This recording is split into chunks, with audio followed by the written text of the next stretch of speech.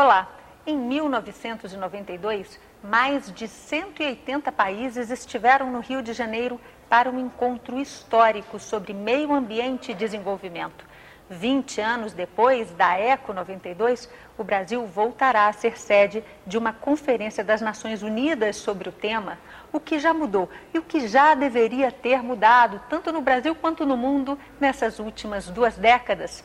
Neste programa Encontros da série especial com os presidentes das comissões do Senado, a gente conversa sobre este e muitos outros temas da agenda internacional com o presidente da Comissão de Relações Exteriores e Defesa Nacional da Casa, senador Fernando Collor. Senador, muito obrigada por conversar com a gente. O senhor era o presidente da República quando houve a Rio 92, ou Eco 92, e agora o Brasil volta a receber esses dirigentes internacionais para discutir o tema. Sua avaliação, o que mudou?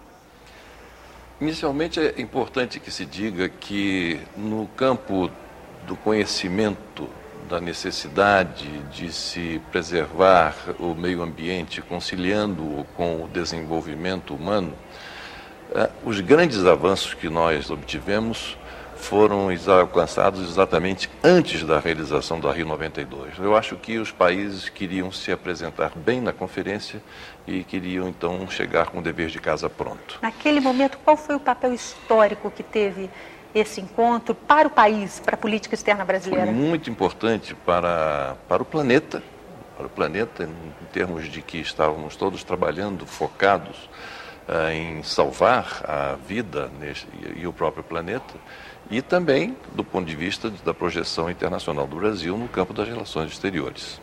Depois de 1992, houve um declínio grande. Os países começaram a não seguir muito aquilo que havia sido decidido em 92, apesar de nós termos assinado convênios e tratados importantes da biodiversidade, do clima, enfim, Agenda 21. Enfim, as coisas foram se deteriorando em termos de cumprimento do que ficou acertado. Então agora, na Rio +20, que inclusive eu fico muito feliz de ter sido uma ideia minha, que nasceu aqui no Senado, um requerimento de minha autoria, que foi levado depois ao presidente Lula, e ele levou às Nações Unidas, que acolheram a proposta do Brasil de sediar aqui em 2012 uma nova conferência, que coincide com o fim do Tratado de Quioto, o fim da vigência do Tratado de Quioto, que é o marco jurídico que hoje nós temos no campo ambiental, e 20 anos depois de 92 e com os olhos voltados para 20 anos depois de 2012. Então, eu acredito que será um momento muito importante, eu estou muito animado que os resultados que nós possamos obter irá reforçar ainda mais o papel do Brasil como um país que está na vanguarda da questão ambiental associada à erradicação da pobreza, e também vai deixar o Brasil muito bem no campo das relações internacionais, porque até hoje, reconhecido pela ONU, a maior e melhor conferência já realizada por aquele organismo foi exatamente a Rio 92, realizada pelo Brasil no Rio de Janeiro. Senador, falando de política exterior como um todo, o Brasil vem ganhando inegável projeção no cenário internacional. É verdade. Como o senhor avalia hoje a política externa desenvolvida pelo país? Eu avalio a política externa desenvolvida pelo Brasil no nível de excelência. O chanceler patriota, naturalmente cumprindo as determinações da presidenta da República, vem tendo, no meu entender, uma atuação exemplar. Uma atuação exemplar num mundo extremamente conturbado como esse em que hoje nós estamos vivendo. Por que exemplar? Exemplar porque, no meu entender, as atitudes dele se coadunam perfeitamente com a prudência requerida nas medidas que o Brasil deve apoiar ou não, e também na conveniência que o Brasil tem diante dos seus parceiros estratégicos e comerciais neste mundo em que hoje estamos vivendo. O Brasil tem levantado algumas bandeiras, então eu vou especificamente perguntar sobre algumas delas para saber sua opinião. Por exemplo, sobre o desejo brasileiro de ter uma cadeira permanente no Conselho de Segurança das Nações Unidas. O senhor acha que essa é uma luta que vale a pena hoje para o país? Claro que vale. Nós nunca estivemos tão perto de conseguir ou conquistar uma cadeira, um assento permanente no Conselho de Segurança das Nações Unidas como agora. Mas isso não significa, as pessoas às vezes veem somente aquele objetivo. Não, por que ter um assento no Conselho de Segurança? O que está por trás disso é muito mais amplo. O que é? É um programa, é um entendimento que o Brasil e os países emergentes têm de que nós precisamos, não somente os países emergentes, mas também os países desenvolvidos, temos que entender que esses organismos multilaterais que vieram lá de Bretton Woods em 1945 já estão inteiramente defasados e não mais atendem às necessidades, às reivindicações, às aspirações, não é, da comunidade internacional. A ponta do iceberg é exatamente essa luta que o Brasil vem travando em nome dos países emergentes para que Brasil, possa conquistar, em nome de todos esses que desejam uma reformulação ampla nos organismos multilaterais, de modo geral, esse assento permanente no Conselho de Segurança das Nações Unidas. Ou seja, por trás de estar com este assento garantido no Conselho de Segurança das Nações Unidas, está toda uma vontade, uma mobilização, que é uma mobilização, eu diria, planetária, né, e universal, de que nós possamos modificar esse sistema que está inteiramente fora das possibilidades de atender às expectativas que a comunidade internacional hoje tem. Ou seja, as Nações Unidas precisam sofrer uma reformulação muito grande, o Fundo Monetário precisa sofrer uma reformulação, o Banco Mundial, todos esses organismos, a Organização dos Estados Americanos, todos esses que foram organismos multilaterais criados, né, lá depois do fim da Segunda Guerra e que ainda hoje resistem ao tempo e resistem às mudanças que nós estamos experimentando ao longo desse período, eles têm que ser reformulados. Nós não podemos continuar a ter as Nações Unidas, que de todos esses organismos multilaterais é aquele que nos parece mais democrático, porque pelo menos, embora tenha esse conselho com 5 países que detêm o poder de veto, mas pelo menos publicamente as tomadas de decisão se conhece a posição de cada um dos países nas votações realizadas durante as Assembleias Gerais dessas Nações Unidas. Embora essa decisão tomada na Assembleia Geral possa ser vetada por um desses 5 membros permanentes, mas fica pelo menos uma clara posição de cada um dos países. Mas isso somente não é suficiente, nós precisamos avançar um pouco mais, né, e passo a passo, com segurança, para que nós tenhamos um sistema de governança global que represente não somente as potências hegemônicas hoje do mundo contemporâneo, mas que represente também a enorme maioria de países que estão alijados desse processo decisório.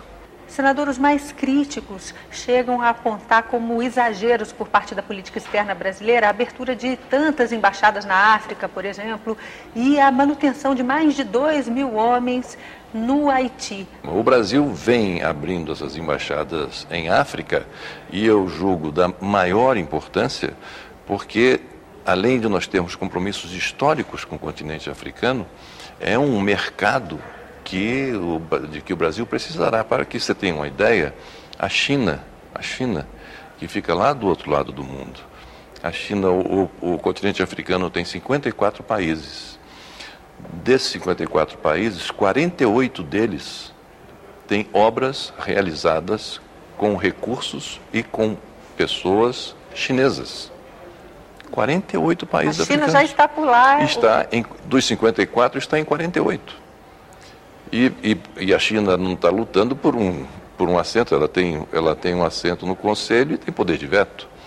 Então, há uma questão toda aí por trás, que é a questão da grande guerra comercial, da busca de novos mercados, que é importantíssimo para que os países possam se desenvolver.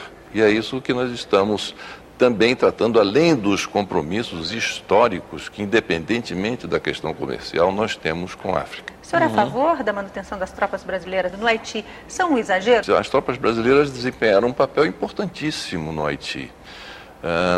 Não somente com os efeitos da crise política, mas sobretudo com a ajuda humanitária que o Brasil levou depois do terremoto que arrasou com Porto Príncipe e com grande parte do território haitiano. E agora mesmo já foi anunciado, o governo brasileiro já anunciou que vai retirar gradualmente as suas tropas do Haiti. Não porque nós estejamos deixar de lado o Haiti. Essa retirada não pode ser entendida como isso. Ao contrário, nós estaremos retirando as nossas tropas de forma paulatina para dar oportunidade aos haitianos de poderem eles mesmos reconstruírem as suas instituições e retomar a sua vida, se possível, é o que nós desejamos, na plenitude democrática. Qual a sua avaliação hoje sobre o Mercosul? O Mercosul atravessa um período difícil.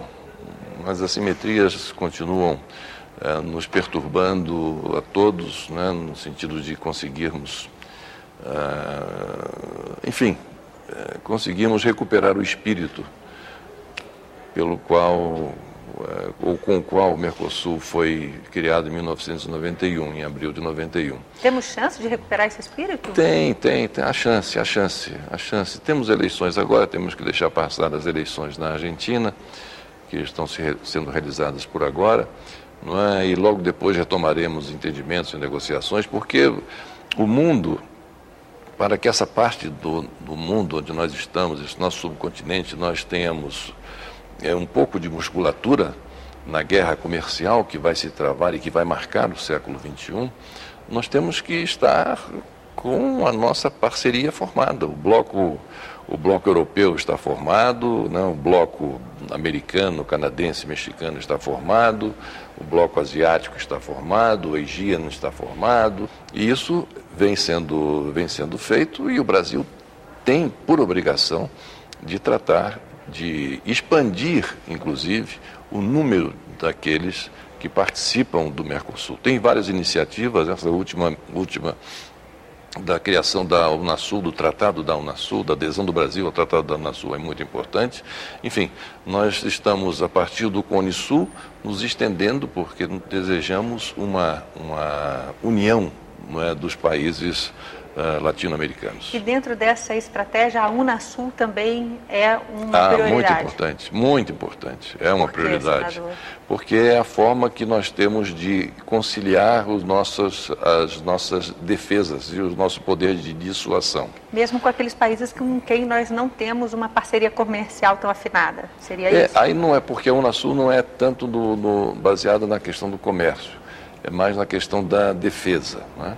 A questão do comércio seria o Mercosul, depois tem o Pacto Andino, tem outras iniciativas dessa natureza, que lá na frente nós esperamos unificá-los todos, né?